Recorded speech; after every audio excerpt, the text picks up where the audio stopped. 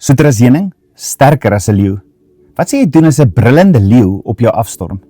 Sou jou asem wegslaan? Jou hart sal klop tot dit seermaak? Die woord sê die duiwel werk presies so, soos 'n brullende leeu, wat rondloop en soek wie kan hy verslind. Ja, hy kom naby, hy kom stil, hy kom onverwags. Maar hier is die skokkende waarheid.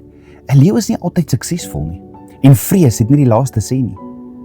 Toe die leeu op Samson afstorm en iets sterker as vrees gebeur.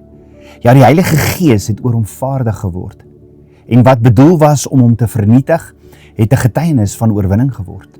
Ja, in Rigters 14 vers 5 tot 6 lees ons van 'n jong leeu, 'n brullende leeu wat op Samson afgestorm het.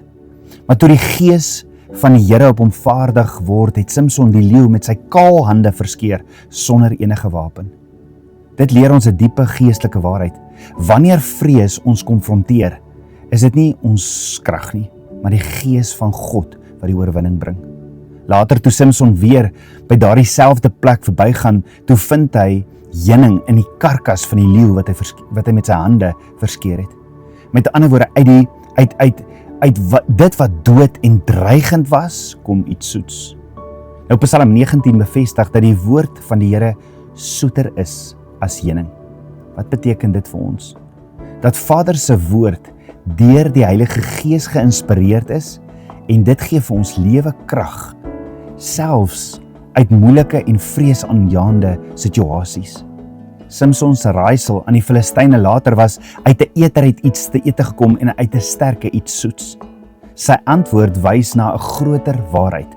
Vader bring voeding, krag en wysheid uit dit wat die vyand bedoel het vir vernietiging. Mag Vader se woord jou lewe en krag bring. Esegiel en Johannes het gesê, die woord is vir ons soos heuning in die mond. En mag die woord ook vir jou soos heuning in jou mond wees. En so jou siel voed met sy waarheid. Mag die Heilige Gees jou toerus en versterk, sodat wanneer die vyand soos 'n brullende leeu naderkom, jy sal vas staan en die oorwinning sal behaal. Nie deur jou menslike vermoë nie, maar deur die krag van die lewende God. Mag jou lewe getuig van die eer, heerlikheid en majesteit van ons almagtige God.